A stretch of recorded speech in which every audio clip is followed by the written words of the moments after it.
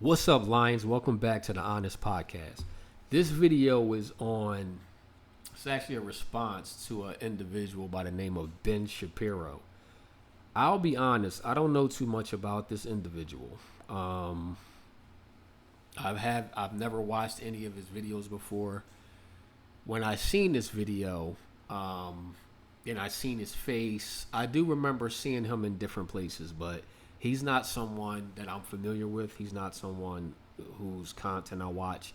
So I don't know too much about him. But this particular video that he did caught my attention because it's about what we talk about on this channel. It's dealing with men. It's dealing with men's rights. It's dealing with relationships. It's dealing with that whole space. So, and he says in this video, he said a lot of different things, but the gist of the video is that men today should get married, and that the risk that men take in getting married, that the reward is worth taking the risk. Um, okay, he's married, so let's see what he has to say. We'll play the video and then we'll come back and break down what he's got to say. I'm not playing all 18 minutes and 49 seconds of this video. At like the 8-minute mark, he starts to talk about Andrew Tate. So we're kind of going to stop around that mark. I'm not going to play the whole thing because the meat of it is actually in the first 8 minutes that I'm going to talk about. So let's play the video and then we'll come back. I'll break it down, and at the end, I'll wrap it up with final thoughts. Well, folks, there's something called the Red Pill movement. It's sort of a far-right movement that focuses in on saying the unsayable, and now many of the red-pilled have taken the position that it's bad for men to get married. A fascinating debate has broken out about the value of marriage. It's really interesting. So there are a bunch of people on the so-called red-pilled right who have now suggested that marriage is bad for men, that men should not get married. Now, the case that they're making is not the liberal feminist case that basically men are useless and terrible and a woman needs a man like a fish needs a bicycle or anything like that. The case that they are making is that the stakes of marriage have been changed by things like no-fault divorce. I just want to interject. He said the red pill right. I don't actually know what that means. I've heard people say the red pill is far right. From my knowledge, the far right are Nazis, like people that are racist, people that are far right, Nazi sympathizers and stuff. So I don't know why they call it a red pill a right wing group or a far right group. I think it's for the same reason they call Jordan Peterson a far right extremist, or he's part of the far right or whatever.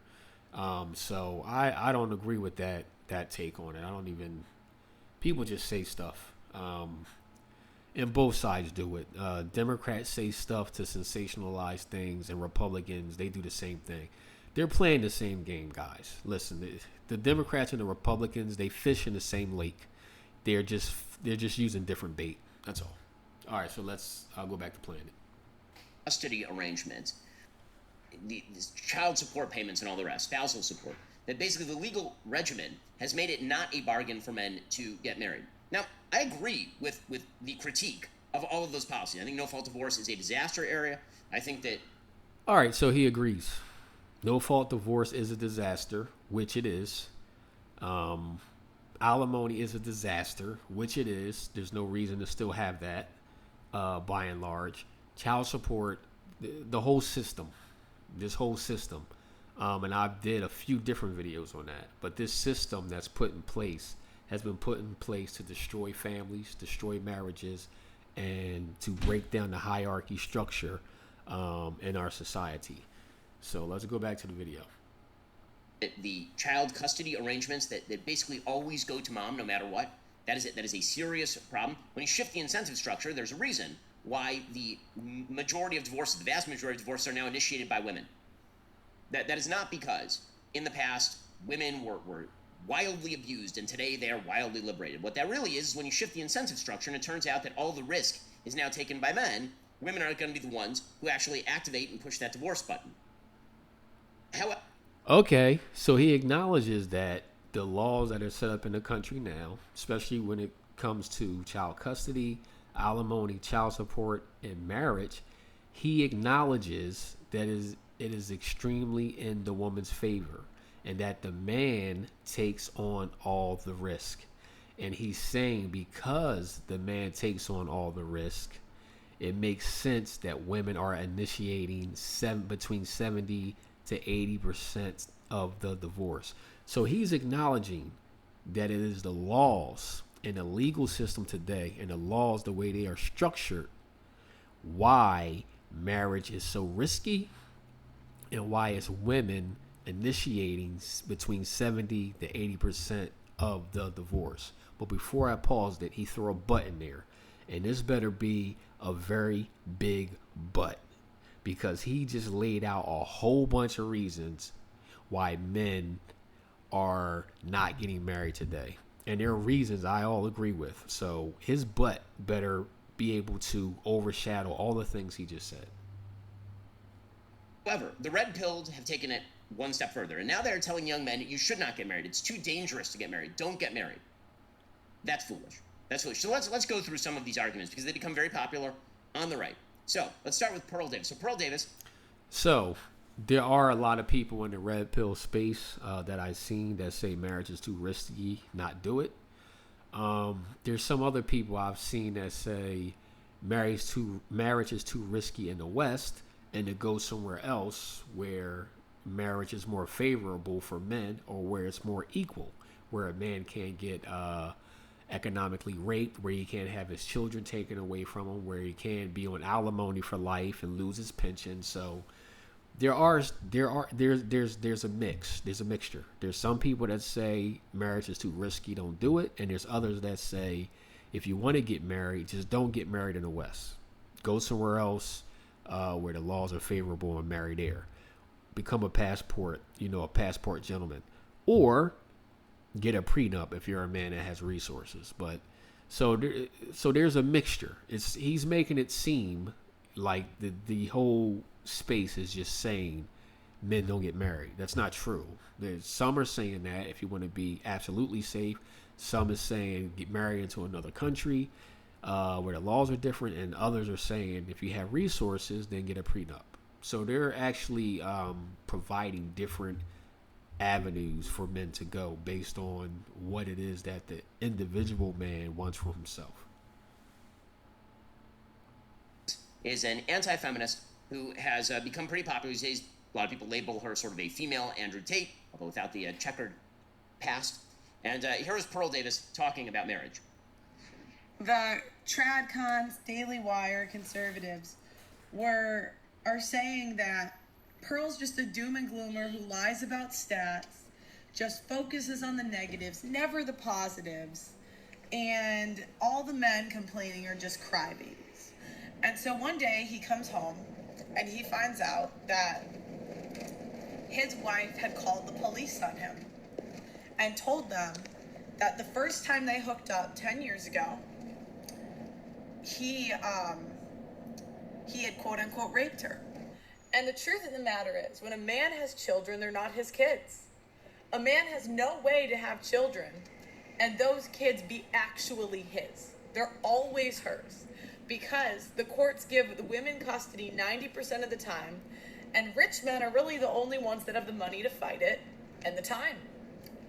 So I asked the Daily Wire, Jeremy Boeing, Matt Walsh, is this just crybabies? Are they just they're crybaby, weak men who don't man up and want to risk that?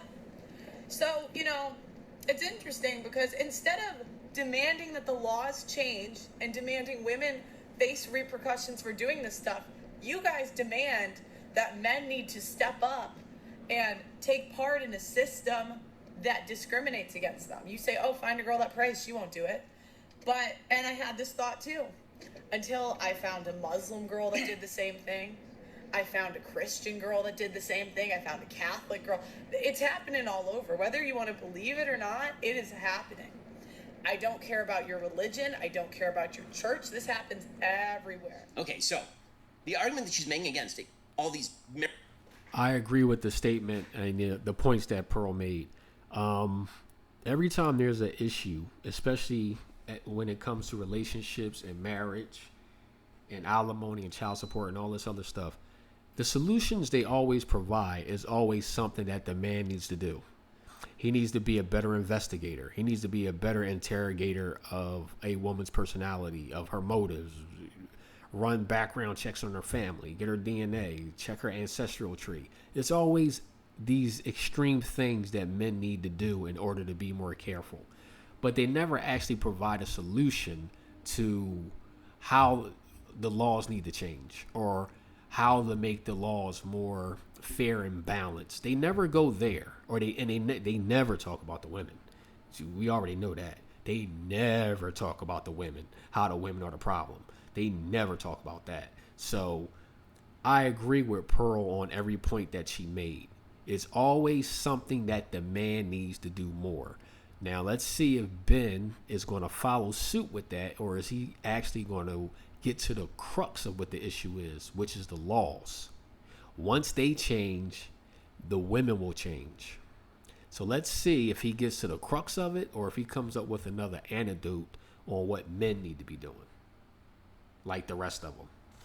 Marital policies, those are correct arguments, and nobody is disregarding the pain of men who have been wrongfully victimized under these circumstances where the incentive structure is completely stacked against them. That is true. However, the benefits of marriage are still unbelievable. It does matter who you marry. To pretend that there is no difference between the person that you marry, that it's happening with Christians and Muslims, and it's all the same, that's statistically untrue. There are things that you can do to mitigate against the risk of divorce, and the person that you marry is the chief mitigation. The truth is that in the Jewish community, we all... So it looks like he's going the latter. It don't look like he's going to say anything about the laws, and it doesn't look like he's going to say anything about how women have changed today, how the modern woman is not the traditional woman where marriage was a success. It looks like he's going the other way, just like the rest of them. So it's not shocking. It's predictable. But I'll let him. We're going to play out the rest of this video because he started talking about the Jewish community in particular. So I guess maybe Ben's Jewish. I don't know. Maybe he is, and he's speaking from a personal account. So let's see. always have a backup plan in the sense that every marital contract is a prenup. Every marital contract is a prenup, right? A Jewish ketubah is a prenup. It guarantees certain levels of spousal support, for example. If you give a get, then it makes prior arrangements and all the rest. But one of the throwing out the baby with the bathwater is not the solution. So how about both? How about we revise the system of law? But also, in the meantime, you do need to find a spouse and get married to her. And if what it requires for you to feel comfortable doing that is to shift away from the state-mandated law and toward a contract arrangement, then do that as well. Right? We can have churches that sponsor that sort of thing. Because the truth is that those are enforceable contracts in court very often, the pre-custody arrangements and all the rest of that sort of thing. I want to go through some of the stats with regard to the benefits of marriage because I think that it's also possible to exaggerate. All right.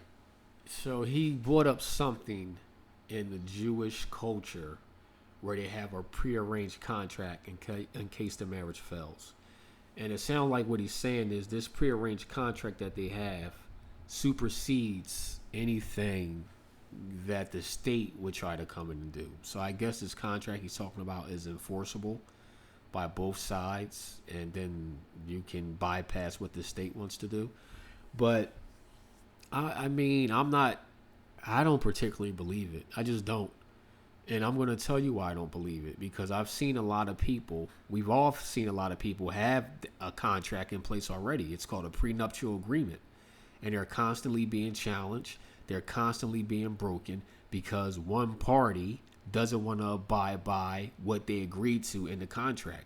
And that party is the woman. She never wants to abide by what's in that contract. So she contests it. She challenges it. She fights it. And who does she get to do that? The state. So this contract that he's talking about, I don't understand how it's any different from a prenuptial agreement. So I don't trust him when he says that. I mean, a prenuptial agreement was supposed to be airlocked, airtight, unbreakable, and they're getting broken every day. So I don't buy that as a solution from him. How bad things are for men. That doesn't mean they aren't really bad for men who end up divorced, or that women aren't divorcing men at an incredibly high rate overall, or that women aren't initiating the vast majority of divorce. Like, again, I agree with many of the critiques of current marital law. I agree with a lot of that stuff. The problem is that when you take it so far that you say that the solution for men is to not get married, now what you have done is you've created a second order effect where unmarried men become actual menaces. Okay, the reality. Again, I think he's being disingenuous. Everyone in the red pill space is not saying not to get married. There are some saying that. Some are saying go abroad, marry in another society where marriage is seen as forever, where it's a covenant, where the laws are fair and balanced. Or get a prenuptial agreement, which is something he was talking about earlier, having some kind of contract. So I think he's being disingenuous when he's saying the entire red pill space is saying not get married. That's just simply not true. He's taking one suggested solution and he's making it the entire group. So that's disingenuous, and he's playing with terms and words here, which I don't like. The reality is that men channel their aggressive drives toward building, or they channel it toward destroying. And a system in which women are unmarried and men are unmarried, that's something that the left wants. And if you acquiesce in that, then you actually end up destroying the very fundamental basis of society that allows for the growing and building of society beyond the leftist principles. Now, I'm not going to let him get away with that, because he said this is not getting married and starting families is what the left wants. I'm not going to let him get away with that, because this has been happening for decades. These laws have been on the books for decades, ruining men, ruining marriages, ruining families. And it hasn't been the left in charge all the time. It's been the left and the right. We've seen swings in presidents from Republican to Democrats. We've seen swings in the House and in Congress from Democrats to Republicans. No one is addressing this issue. So it is not a left problem. The left and the right, like I said earlier, they all fish from the same pond, from the same lake. They just use different bait. So this is not a left issue. This is a legal issue. And the left and the right has failed to correct the laws that are on the books, to restore marriages, to bring back families, and to help rebuild men. They both did it. So I'm not going to let him get away with that. My answer to Pearl is both and.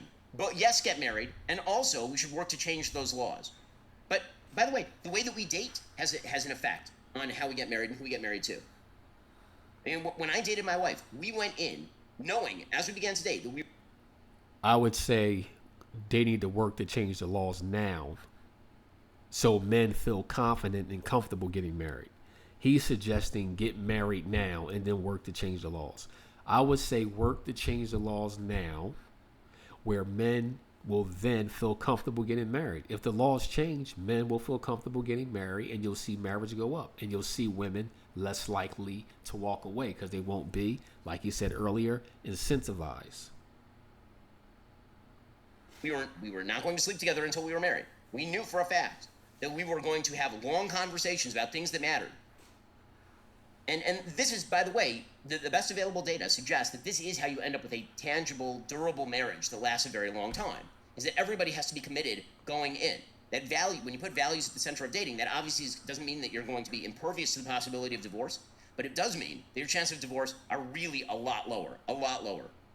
Now, I don't want to rip on Pearl here, and I don't think I am ripping on Pearl, frankly, but there are a bunch of other people who are making similar claims. So, for example, Brian Atlas was on the Whatever podcast, and here he was talking about marriage.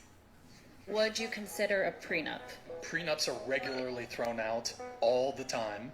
They're typically non-enforceable, especially the longer the marriage goes on, the less likely they are to be enforced.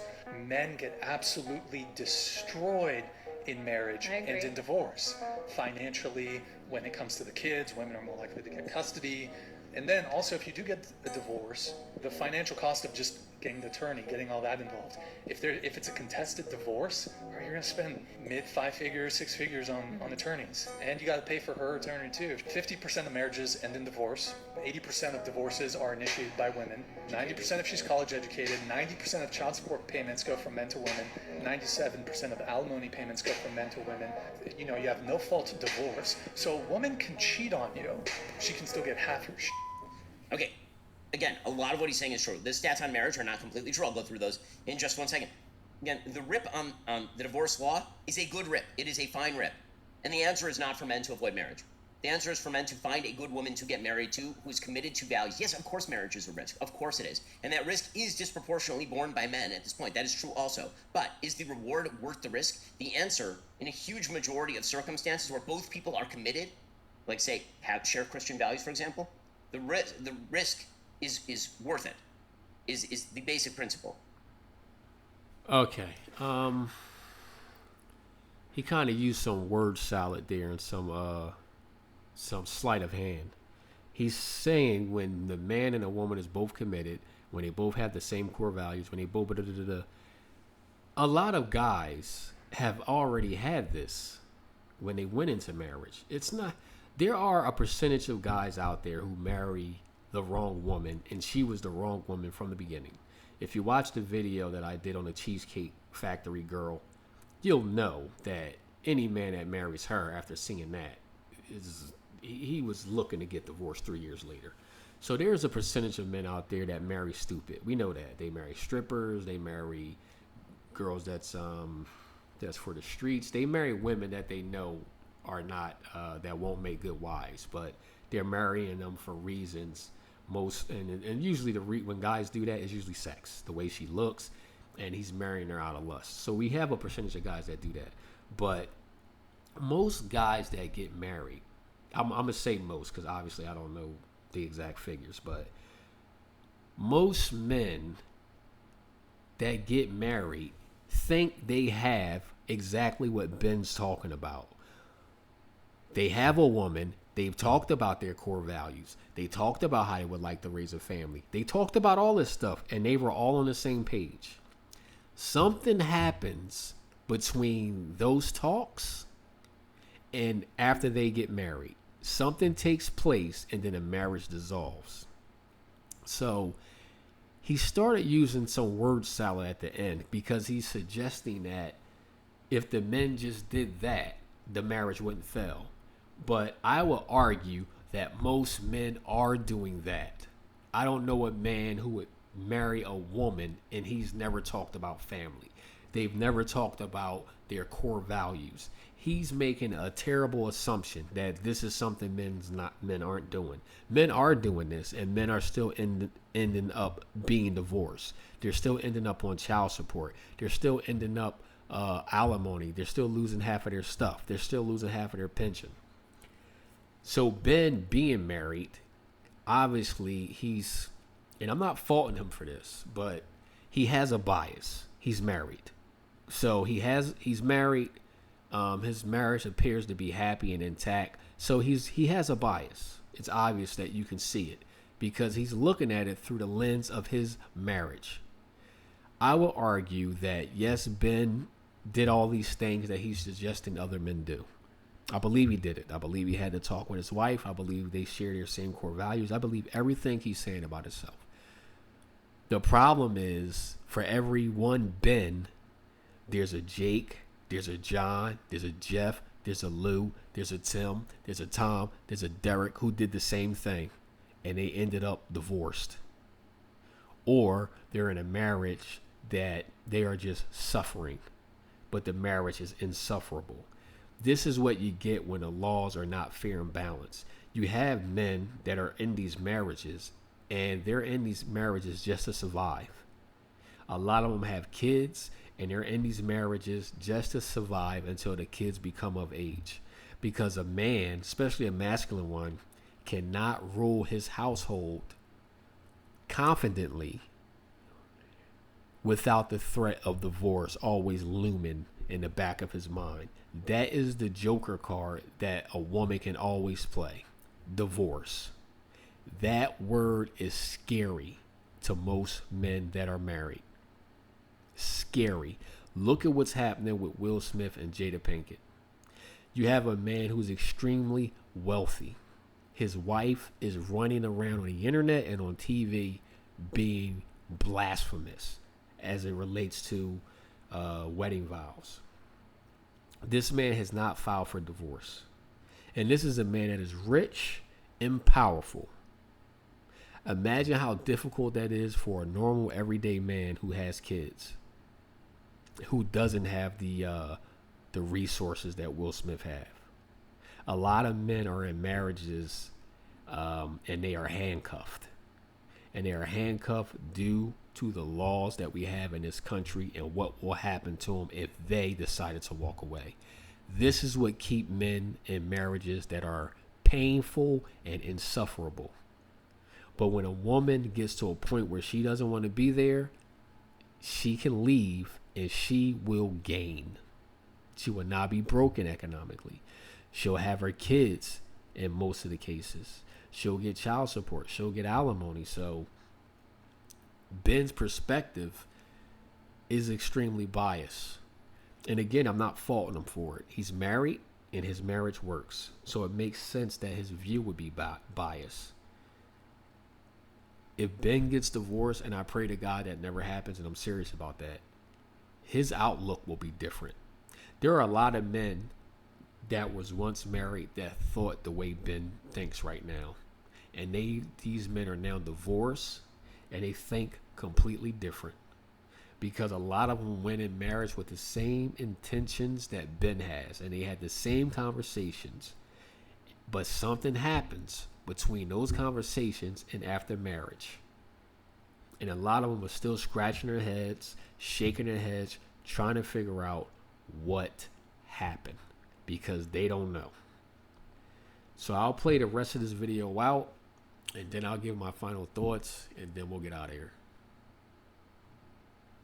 Again, these arguments are made not just by people like this. Andrew Tate has made the same sorts of arguments. Here's Andrew Tate talking about how men don't benefit from marriage.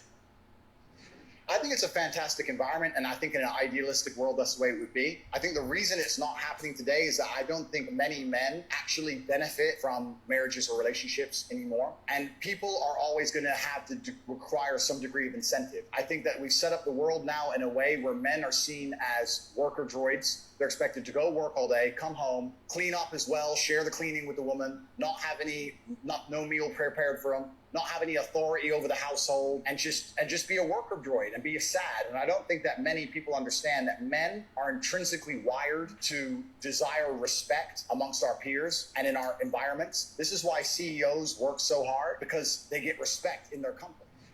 Okay, so again, I don't disagree with much of what he is saying.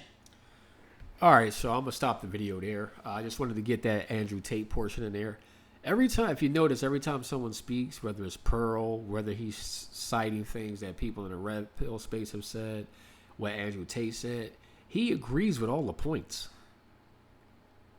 He agrees with all the points. His only comeback is that men need to get married and start families, because if they don't, it's what the left wants. So he doesn't have anything to combat these points. He's got one point. Men need to get married because it's the left that don't want men to get married. He doesn't say what the rewards are. Now, maybe he goes into the rewards deeper into this video. He probably does. I'm actually going to watch the rest of this video and see if he goes into the rewards portion of it as he sees it. And then I'll do a second video to this, a second piece. But I didn't want to make this video too long, so I'll go and watch the rest of this to see if he has some kind of, if he has because he was talking about a risk reward. So I'll see in the video if he lists the actual rewards, because so far he's not. So far he's agreeing with all the reasons not to do it. And the only reward he's saying is you need to do it because it's good, and it's not doing it is what the left wants. So far, man, it's not looking good for Ben.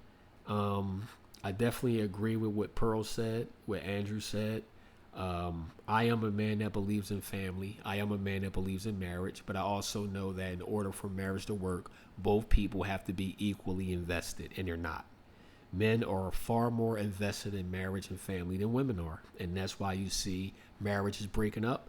That's why you see divorce rates so high. And that's why you see a lot of men walking away. A lot of these men have already been through the divorce court. They've already been through child support. They've already been through alimony or are paying alimony. And a lot of these men who've never been married, they've watched their fathers go through it, their friends, their brothers, their uncles. They've watched someone they know go through it, and they don't want to go through it. So that's it. That's all I got for today. I'll go through the rest of this video and see if Ben shares the rewards, and then I'll come back with a part 2. But until then, Lions, I will talk to you soon.